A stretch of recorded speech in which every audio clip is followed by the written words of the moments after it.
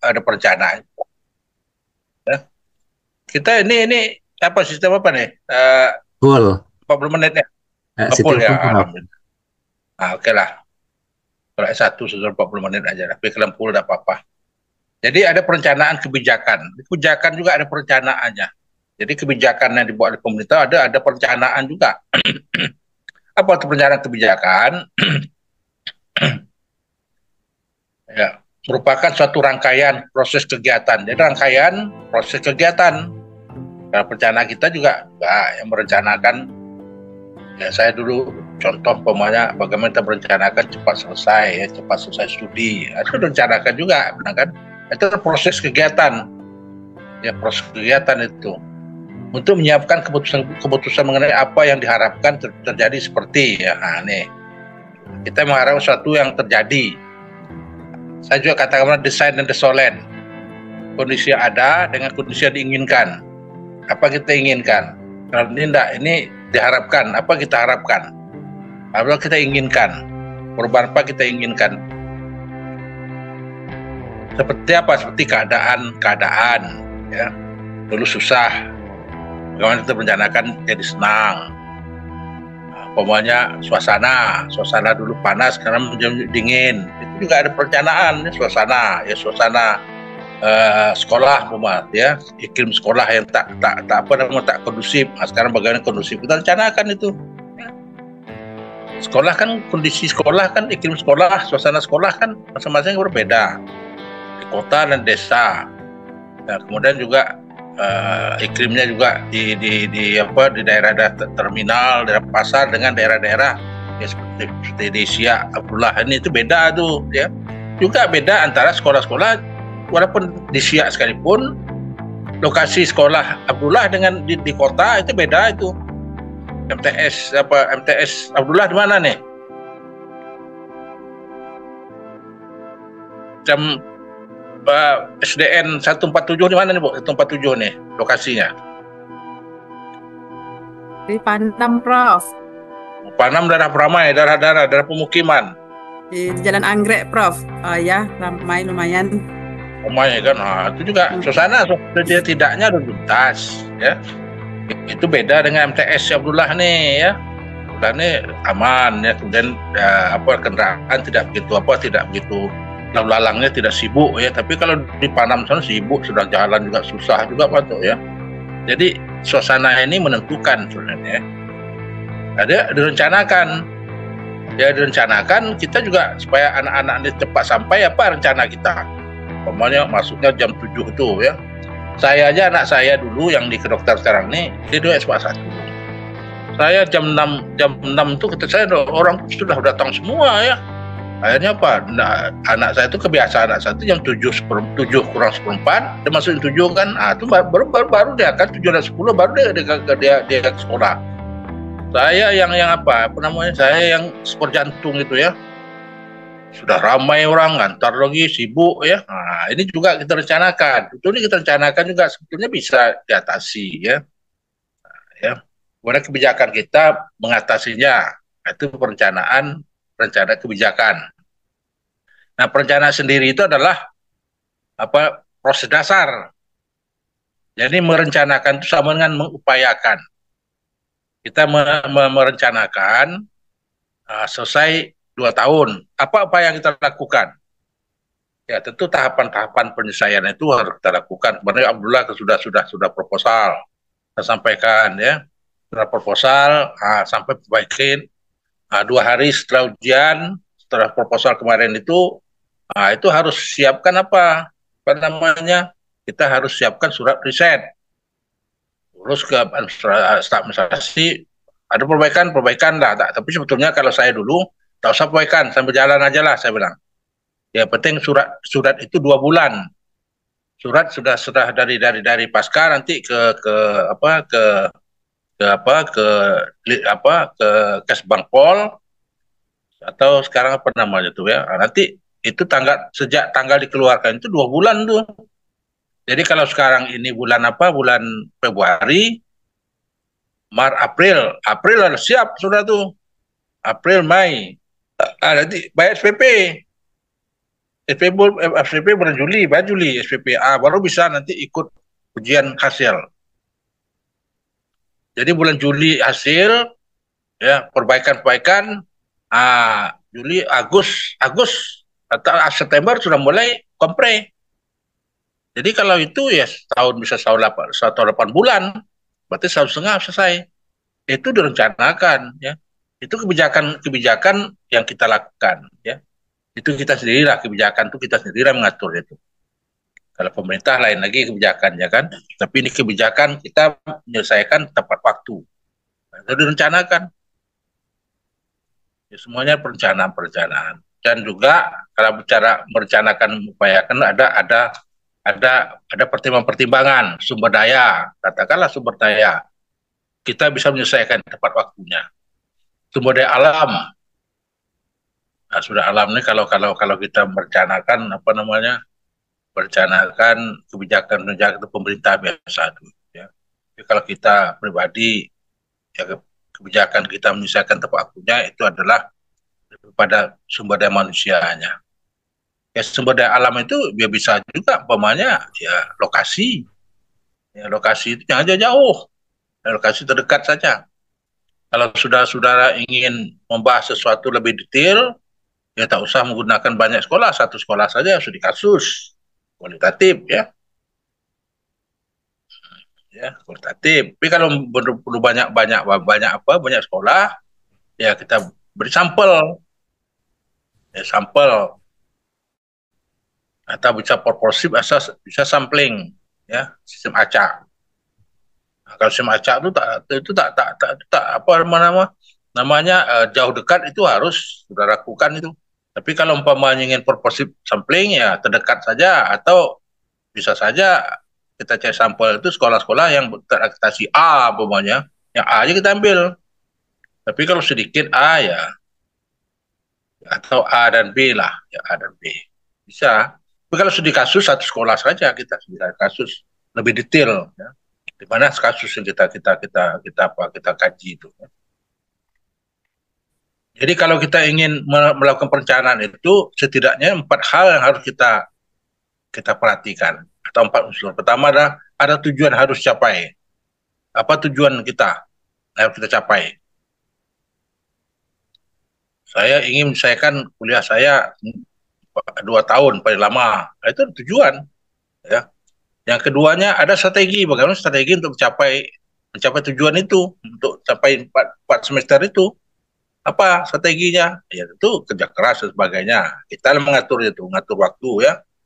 Karena susulannya ada yang birokrat pendidikan, ada di pimpinan yayasan, kan, ada jadi kepala sekolah, ada guru, ya, pendidik. Nah, ini semuanya harus memiliki satu perencanaan.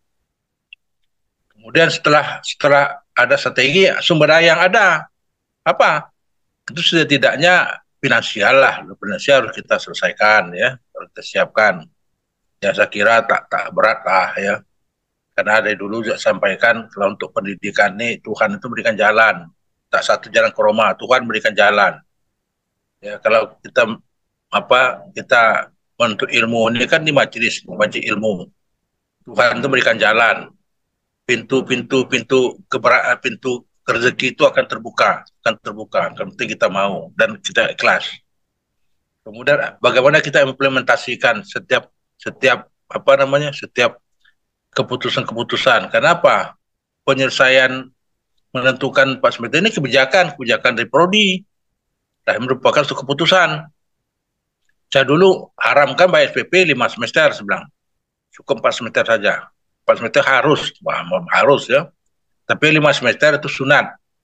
Tapi saudara mau silakan saja, ya mau 5 semester, 6 semester silakan saja, bersantai silakan saja lah. Kalau bersantai berarti dia tidak punya perencanaan. Jadi kalau kita tepat waktunya 2 tahun selesai, ya berarti ya kata Ibu Erlis kemarin bilang, kalau ingin 1 tahun 6 bulan, saudara Juni itu sudah daftar. Bisa Juni selesai, bisa Juni sampai SPP kan, baik. Juni berarti sudah saudara, ya Oh, karena tergantung ini ya, tergantung. Jadi bulan Juni itu lah daftar hasil SPP hasil ya berarti setahun ya berjuli lah tidak Juli lah Juli selesai ya SPP kan bulan Juli kan SPP bulan apa bulan Juli ya dimulai ya SPP-nya Iya, bulan Juli, Juni Pak. atau Juli nah Juli. Juli ya Juli, kalau Pak. saya Juli tapi tak tahu lah sekarang Juli ya berarti Juli lah tuh Juli jadi walaupun Juli sudah bayar nah tetap tetap juga penyelesaian juga terhitung bulannya bukan SPP. Ingat, bayar SPP itu tetap cuma 4 semester. Nah, itu maka saya bilang, kalau ingin 2 tahun, ingin 2 tahun, itu Februari, jam sekarang ini ya, alhamdulillah kemarin kan ada yang bahkan yang Wira itu, dia tesis, itu dia tetap 2 tahun. Itu pelaksanaannya bulan November, bulan apa? Karena dia sudah daftar jauh hari sebelum ada peraturan itu, ada kebijakan pasca itu, ya, itu dia sudah daftar. Tinggal pelaksanaannya lagi, ya, pelaksanaannya lagi. Jadi itu unsur-unsur daripada perencanaan itu. Ya. Nah, kemudian apa langkah-langkah dalam perencanaan kebijakan? Ada langkah-langkah itu. Pertama ada perumusan masalah atau definiting problem. Ada rumuskan masalah. Jadi jadi dalam menyusun langkah proses perencanaan kebijakan itu ada langkah-langkah. Pertama perumusan masalah. Apa itu perumusan masalah? Masalah adalah suatu sumber dari kebijakan publik. Ya.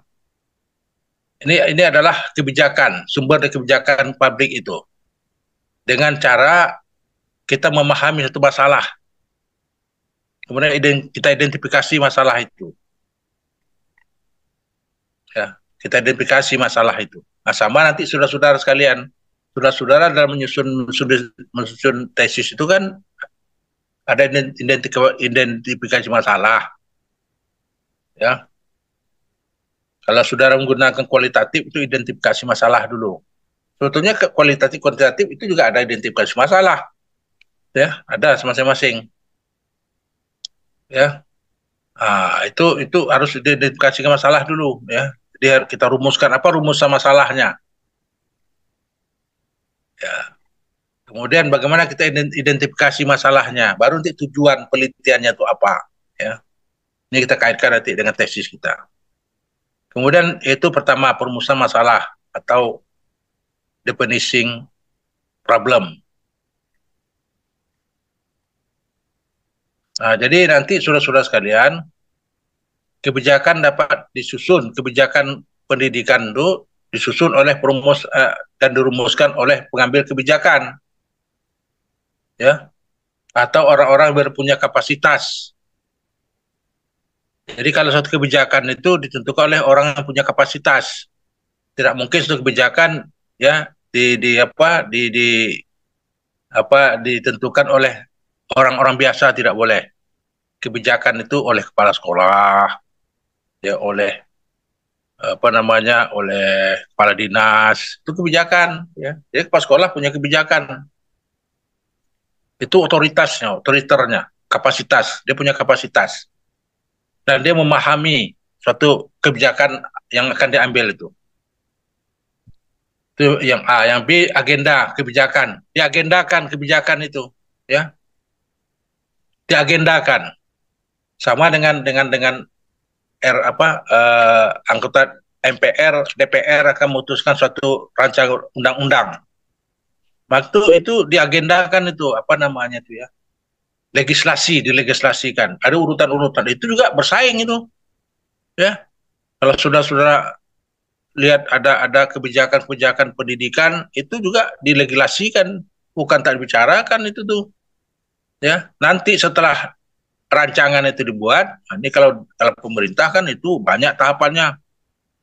Umpamanya macam cukai tembakau, undang-undang tentang tembakau ya. Itu banyak langkah-langkah. Sama juga dengan kebijakan pemerintah tentang school based management ya. Itu juga punya langkah-langkah ya. Lama tuh prosesnya itu tuh bukan langsung jadi ya. Anggota dewan yang punya kapasitas, dia yang bekerja. Dan mereka itu ya, kalau umpama saya katakan, aduh ada undang Sisdiknas, katakanlah pemerintah akan mengeluarkan satu undang-undang sistem pendidikan nasional, itu bukan langsung tadi ya, dibuat draftnya dulu, akademisnya, kemudian dimasukkan dalam legislasi, legislasi itu diagendakan dulu. Nah itu juga bertarung itu tuh, karena kebutuhan kan banyak ya. Legislasi juga urutan-urutan. Nah, sama dengan kemarin itu waktu almarhum Pak Zajohan ini sedang merumuskan buat undang-undang tentang tanah ulayat. Itu masuk ke DPR dulu. Masuk DPR itu legislasi itu entah nomor sekian. Nah, kita berjuang ya supaya kita dibicarakan dulu. Jadi sama dengan undang-undang tentang undang-undang guru dan dosen itu perjuangan berapa tahun sudah tahu tuh ya, dari 2000 kalau salah dari 2004 itu. Nah, bayangkan 2004 bukan 2004 2000 berapa disah kemarin itu 2005 ya itu 4-5 tahun perjuangan tuh, bukan langsung jadi undang-undang guru tuh ya. Nah, sudah tuh masuk legislasi baru bicarakan. Nah, nanti setelah baru RPP, rancangan perundang-undangan, belum undang-undang lagi, rancangan baru. Nah, itu anggota DPR melakukan sosialisasi ke daerah-daerah. Ya, sosialisasi daerah. Nah, gimana tanggapan? Saya sering juga diundang untuk membahas tentang regulasi-regulasi terbaru tentang pendidikan. Diundang tokoh-tokoh masyarakat itu ya. Apa masukan-masukan untuk diperbaiki ya. Nah, sama dengan undang-undang Omnilo itu kan. Omnilo kan, itu juga ya melalui perjuangan ketat itu tuh ya, sebelum jadi undang-undang.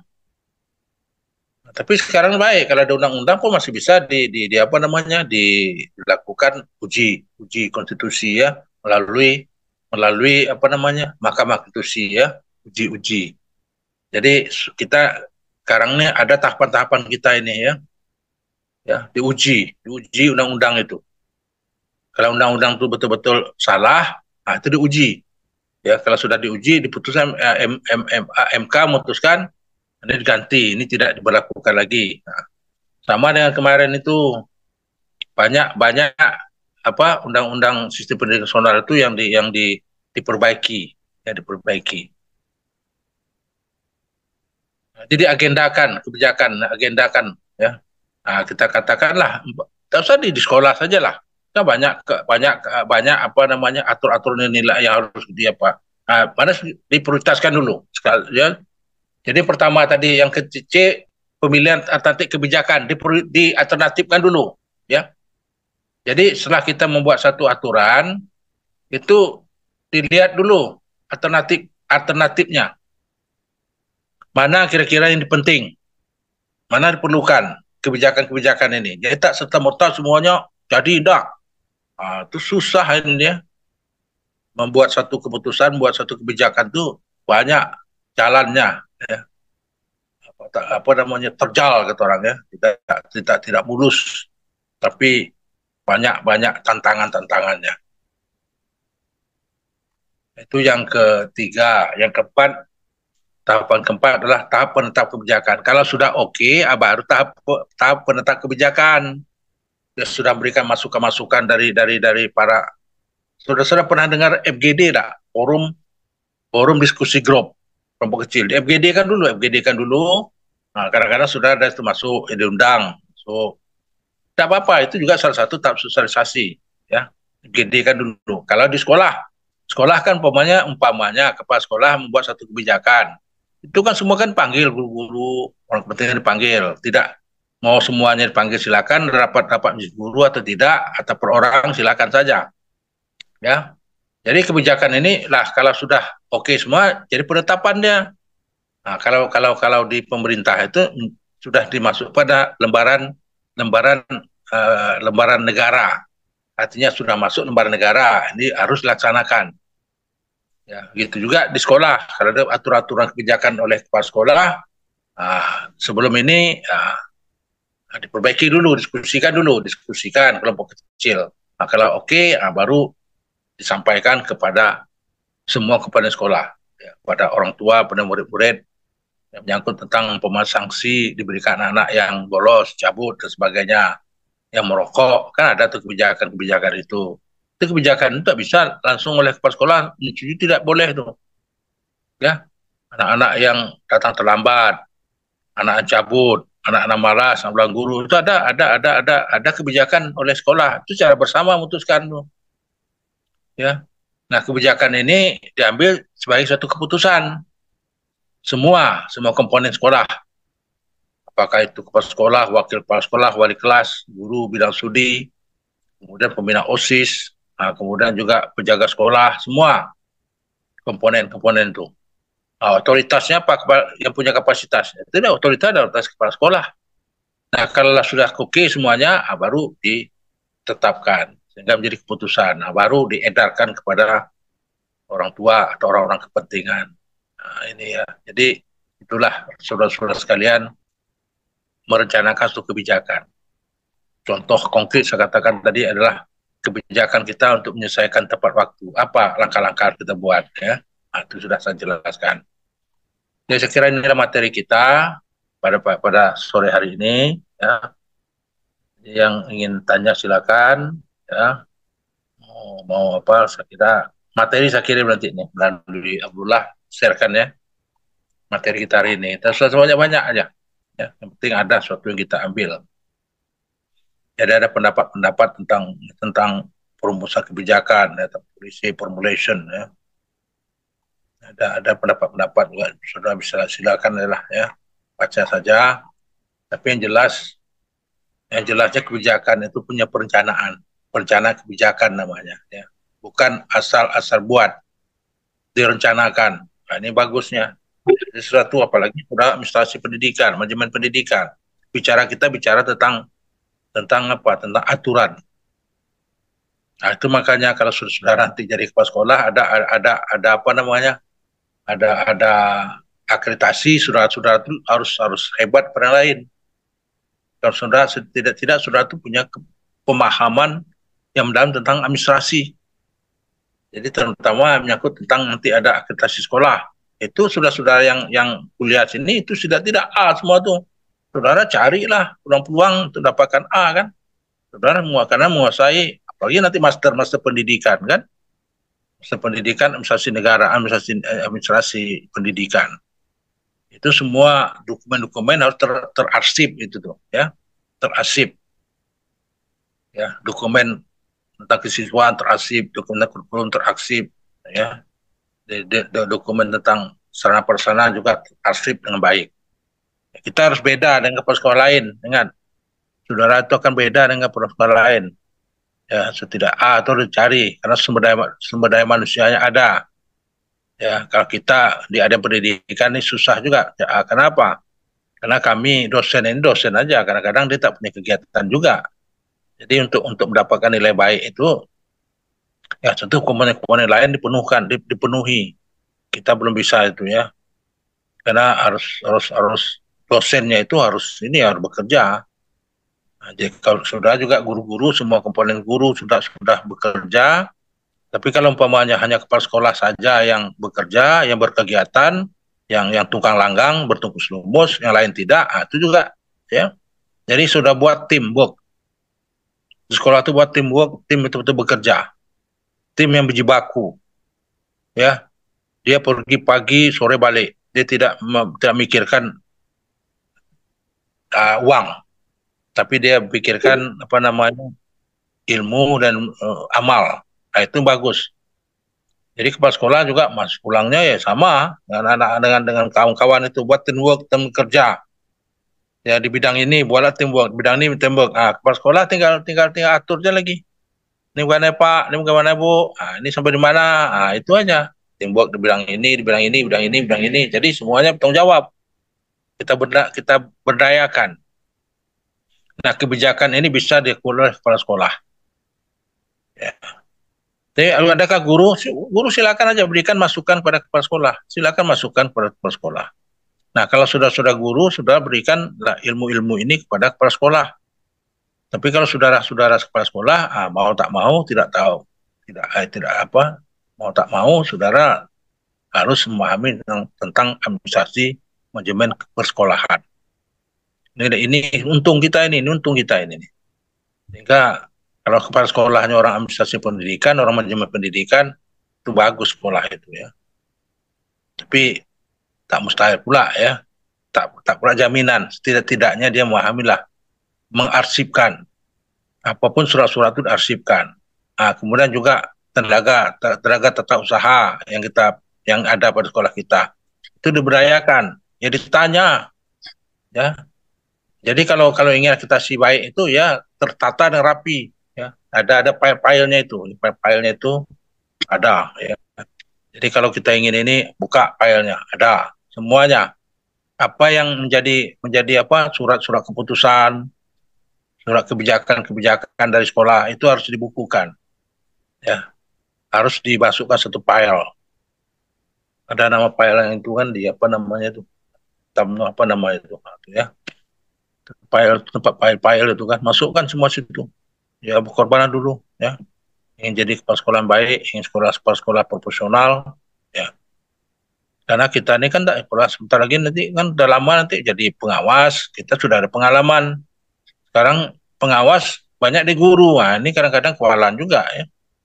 Atau orang tua jadi pengawas dia, ya saya pengawas dia lah, minta kepada dinas pendidikan, jadi pengawas dia, pengalaman apa kurang, nah, sehingga dia ditunjuklah sebagai sekolah pengawas pembina, ya, lebih pandailah guru daripada pengawas. Nah, ini susah kita kan, harusnya guru pengawas itu lebih pengawas itu lebih daripada guru, daripada kepala sekolah, dia punya pengalaman. Maka di luar negeri itu yang mendapat pertama kebijakan-kebijakan baru itu adalah pengawasnya dulu. Baru nanti pengawas menularkan kepada kepala sekolah. Jangan nanti ada dulu kurikulum KBK lah dulu ya. Dulu waktu saya aktif di sekolah dulu. Jadi mahasiswa tanya, guru tanya, kami belum dapat ini Pak penataan tentang ini. Nah, kepala sekolahnya belum dapat. Bagaimana dia bisa menularkan kebijakan pendidikan pusat itu, dia sendiri tak tahu. Apatah lagi dengan kurikulum merdeka sekarang kan, udah guru merdeka, ada guru ini banyak, guru penggerak sebagainya. Kepala sekolah, kepala sekolah penggerak ada juga ya. Ini juga ini ya. Jadi ada kepala sekolah penggerak, ada komunitas penggerak. Saya lihat itu ada komunitas penggerak. Tidak apa-apa, silakan saja. Yang penting ada gerakan-gerakan untuk maju ya, untuk maju. Jadi silakan saja ada gerakan-gerakan untuk maju, ada silakan. Tapi ada gerakan-gerakan yang bisa menghancurkan sekolah, bisa menghancurkan reputasi sekolah, ini harus diantisipasi. Ya. Ada gerakan-gerakan sebagian guru yang tidak pro, jangan. Rangkullah dia. Karena kemajuan sekolah itu kebersamaan. Tidak mungkin hanya kepala sekolah, tidak mungkin, tapi kebersamaan. Tapi adakah konflik? Tetap ada. Konflik tetap ada antara kepala sekolah dengan guru mesti ada. Tapi kita minimalisir ya, sedikit ya. Perbedaan itu biasa. Yang banyaknya perbedaan itu karena berdasarkan pemasukan. Gimana mau masuk? Kadang-kadang kita juga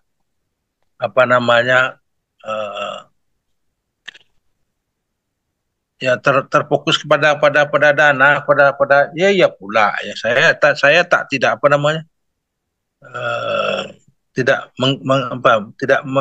meniscayai ya, bahwa dana itu penting. Cuma keterbukaan oleh kepala sekolah lah, kita sekian, ini dapat tersebut ini. Bagilah. Ya kalau dapat besar pula, kecil pula. Kalau kecuali kepala sekolah ini kaya dia, atau kepala sekolah yang memiliki memiliki kerjasama dengan instansi terkait, silakan saja rekrut instansi terkait atau perusahaan terdekat terkait apa bisa bantu. sekolah kita. Jangan apa? Diberikan kesempatan saudara-saudara itu. Ya, diberi kesempatan untuk itu. Jadi saudara sekalian, silakan sajalah ya, kembangkan sekolah saudara-saudara itu, ya kemudian nanti ya sinergikan dan mereka itu punya hak dan mereka punya tanggung jawab. Barangkali ini materi kita, ya. Terima kasih atas perhatiannya. Ya. Karena saya nanti jam nanti saya masuk lagi nih. Ya. Adanya karena S1 dan S2 nih, S3 belum masuk sana nih. Mungkin siapa dulu, kami S3 tuh 3 dosennya. Jadi saya dapat 5 kali pertemuan. Nah, saya belum batas, saya terakhir biasa tuh. Waktu kuliah S2, S1 saya ini 1 minggu pula. Nah, ini pula ya. 1 minggu. Oke lah saya bilang kan. Kita daring aja lah saya bilang. Ada yang tanya silakan. Ya, Prof. Ada Pak, izin. Izin. Ya, ya. Bu Betri dulu lah, Bu Betri dulu. Oke, terima Silakan. kasih. Baik Pak, terima kasih. Assalamualaikum warahmatullahi wabarakatuh. Waalaikumsalam. Saya mungkin di sini mau minta pendapat lah Pak ya. Ya, ya. Ada sebuah kebijakan yang dibuat oleh kepala sekolah, seperti dalam membuat peraturan akademik sekolah Pak. Itu kan sudah Ya. dibuat, ya mungkin dalam pembuatan akademik itu yang kurang maksimal seperti Ah, langkah-langkah yang Bapak sampaikan tadi. Nah, salah ya. satu peraturan akademik yang dibuat itu adalah siswa tidak dibenarkan untuk bertunangan di masa saat Ya. sekolah. Dan Ya. peraturan akademik ini sudah diberikan kepada siswa dan sudah disosialisasikan dan begitu juga kepada orang tua dan komite. Dan semua disepakati. Namun akhirnya, nah di saat anak ini mau tamat, nah mereka bertunangan. Ya. Bertunangan, kemudian Ya. kita sudah panggil orang tuanya, kalau bisa tunda dulu lah. Ini kan kebetulan anak kelas 12, Pak. Ini sebentar lagi mau Ya. ujian sekolah kan. Nah, Ya. namun tidak Dia mengindahkan. bertunangan nih, dia mau tamat, dia belum tamat ya. Belum tamat, Pak. Di kelas 12 sudah semester 6 ini, Pak, mau ujian sekolah. Nah, Ya, ya. namun tidak mengindahkan apa yang disampaikan oleh sekolah dan peraturan akademik. Nah, akhirnya mereka melaksanakan tunangan dan publish pula, Pak. Tentu dilema bagi sekolah gitu kan, Pak. Nah, Ya, mereka ya. punya aturan. Nah, kemudian dia bingung bagaimana terhadap anak ini. Sementara dia juga mau tamat. Kalau kita keluarkan itu juga rasanya tidak mungkin karena kalau dilihat itu kan tidak melanggar aturan apa ya Pak ya, secara ya kriminal kan tidak Ya, ada begitu. Mungkin boleh eh, pandangannya seperti apa kira-kira terhadap permasalahan ini, Pak? ya, kalau ini sudah menjadi kebijakan ya kita jalankan. Tapi sebenarnya ya tunangan itu kan tak perlu ramai-ramai ya. Itu hak azazi orang juga. Kalau terpikir itu hak azazi juga, azazi orang. Yang penting kami tunangan dulu, kami belum nikah, tunangan. Nanti supaya jangan diganggu. Kan takut nggak diganggu nih. Karena mereka nih ya malum lah kalau tidak ada ikatan setidaknya tukar cincinnya dulu, tak usah diramai-ramaikan cincin keluarga nih. Kalau istilah-istilah di kampung itu kan ada namanya merisi. Sudah tuh belum, kalau kecuali sudah antar belanja merisik ya, kemudian merisik itu bertanya-tanya, nah ini Sanu nih lah dia punya belum, nah, dia bawa kain biasa tuh, bawa kain, kalau kain itu dipakai berarti dia setuju, nah kalau tak pakai dibalikkan lagi, itu merisik itu, tanya-tanya dulu ya. Terus kampung-kampung tanya-tanya dulu, Abdullah tanya-tanya dulu ada punya atau belum. Nah, ini nampaknya kami anak-anak kami sudah apa, tapi ya setidak-tidaknya Kak, itu kan hanya simbolik aja, padahal mereka sudah tahu kan. Cuma karena ini adat, ya terpaksa melalui adat lah, langkah-langkah apa merisik, kemudian baru ya. Ini belum apa lagi ya, belum merisik ya. Kemudian apa namanya, merisik itu masih belanja, baru nanti ada Jakobo, ada peresmian banyak itu, ada 17, ada sampai 20, ada 21 ya. Bentar ya, ada masuknya. Jadi bagaimana dengan peraturan akademik yang sudah dibuat itu, Pak? Tentunya dilema bagi sekolah gitu kan, Pak. Jadi gimana sebaiknya begitu?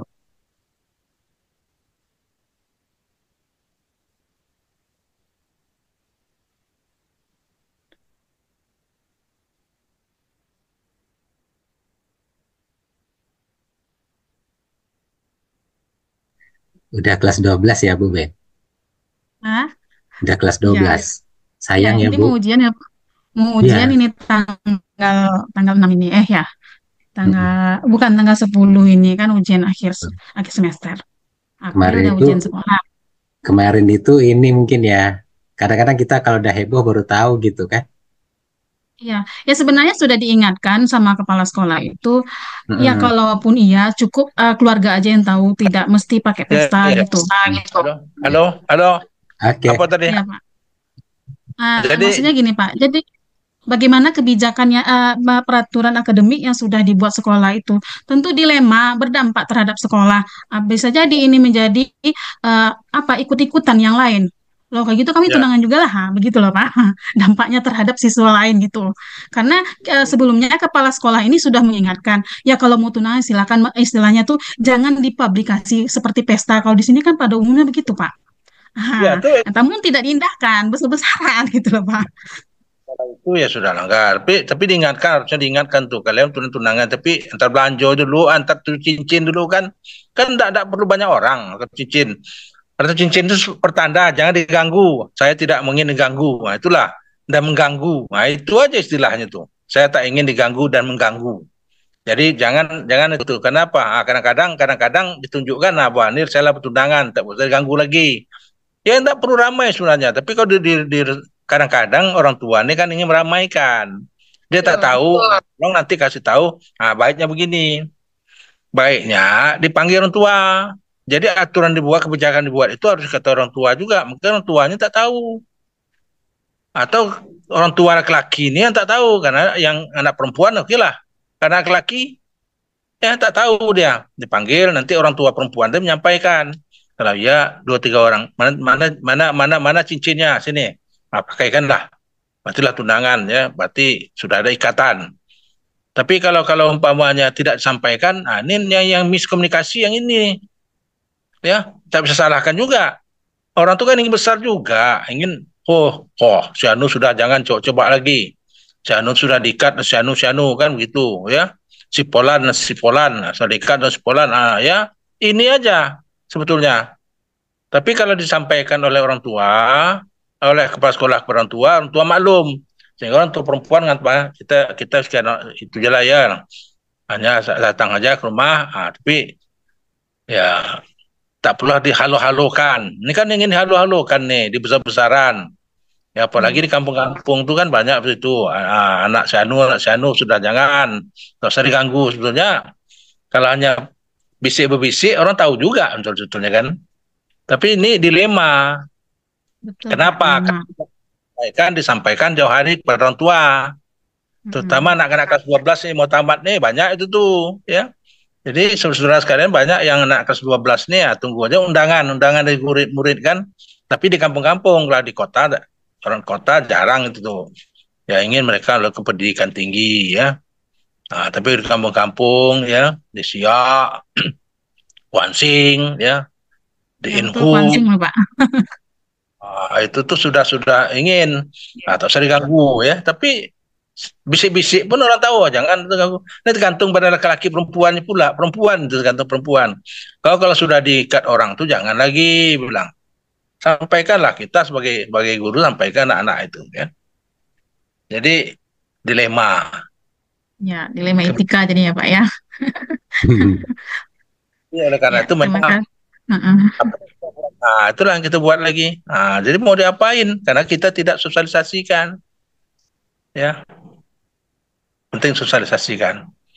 Ya, tapi oleh karena itu dia diam aja lah, dan diam aja. Tapi nah ke depan sosialisasikan. Jadi sehingga kita tidak menepuk air di dulang, ya. Ya, siapa lagi Abdullah? Ada Abdullah. Iya, Prof, satu Prof. Terima kasih Prof. Eh, ini kadang-kadang di sekolah gitu, Ya, sebagai kepala sekolah misalnya ya, tidak semua kebijakan kita itu disetujui ya, oleh rekan-rekan, tetapi ya, kebijakan itu harus diambil. Ini ya. bagaimana pandangan Prof terhadap kasus seperti ini, Prof? Terima kasih, Prof. Oleh kebijakan kadang-kadang kita tak disetujui dengan kawan. Mungkin ada faktor X-nya begitu. karena tak ada apanya, apa nama, tidak ada ya dananya. Nah, kan kita kan persekolahan ini kerjanya kan tulus. Gimana sekolah ini maju? Tapi kawan-kawan tapi bagi saya itu manusiawi saja. Oleh karena itu jauh hari sampaikan kita tidak punya dana, kita ingin maju gini ya. Yang mau kerja kerja, kalau enggak. Itu aja ya. Nah, tapi jangan diganggu. Kayak si berbau sekarang ini kan, silakan saja, tapi jangan diganggu. Saya jangan diganggu. Nah, Prabowo kan. Tapi mau apa, silakan, tak suka silakan saja, tapi jangan diganggu. Jangan diungkit-ungkit. Nah, saya sarankan kalau berbau duit janganlah. Tapi berbau sukarela silakan saja. Apa tuntutlah kalian. Apa namanya? Kita semuanya apa? Semuanya ya, ikhlas semuanya begitu.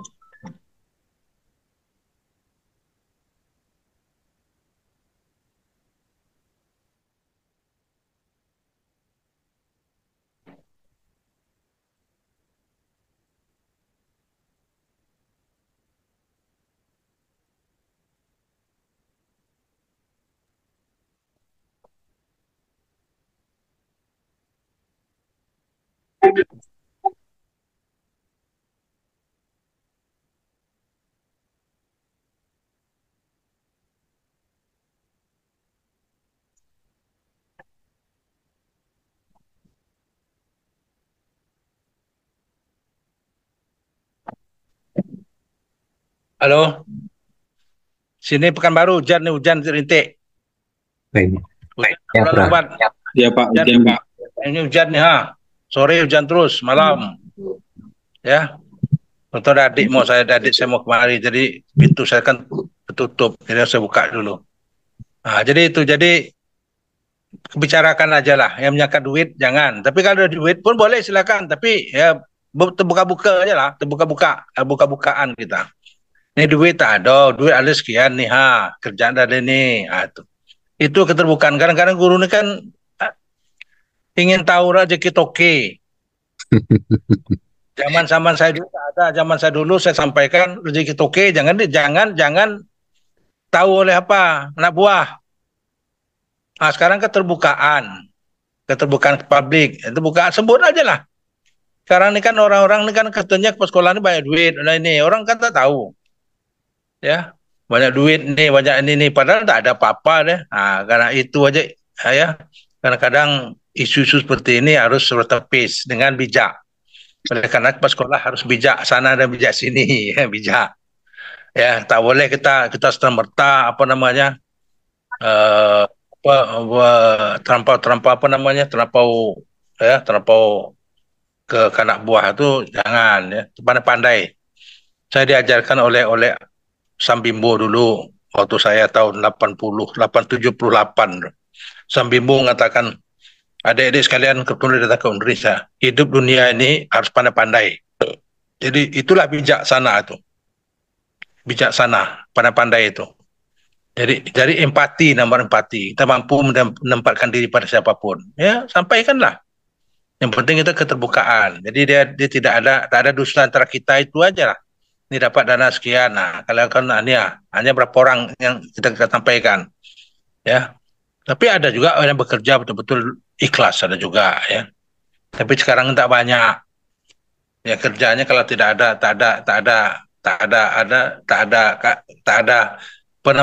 ada kali-kalinya bagi-bagi ya, mereka enggak ya. Ya bagi-bagi ini Pak. Ya, itu masalahnya. Tapi tak apa-apa lah, pandai-pandai kita aja lah, yang dekat ke kawan-kawan kita yang pandai-pandai kita. Ya Abdullah yang pandai-pandai. Ya, Prof. Mereka ini kadang-kadang ingin tahu. Nah, ini sebetulnya tak perlu ingin tahu kan. Tapi sekarang ini keterbukaan publik inilah. Apalagi medsos ini kan sedikit aja liar jadi viral ya, kata orang tuh ya. Tapi atau tidak nanti dululah. Nah, viral jadi semua viral. Enak aja sekarang nih foto kirim ya. Viral terbaca semua tuh. Heboh ya. Saya kira hati-hati aja lah. Kalau kita tergantung pada kita. Kalau kita pandai-pandai, saya kira selamat badan ke seberang. Saya kira itu dulu ya. Kebetulan ada adik-adik saya datang ke rumah ya. Oke, makasih Prof. Terima kasih. Ini materi saya kirimkan ke Abdullah ya. Ya, Prof. Kebetulan ini langsung saya kirimkan nih. Barangkali ini terima kasih. Ya, assalamualaikum, selamat sore. Waalaikumsalam warahmatullahi wabarakatuh. Waalaikumsalam warahmatullahi Terima kasih, wabarakatuh. Prof. Terima kasih, Prof.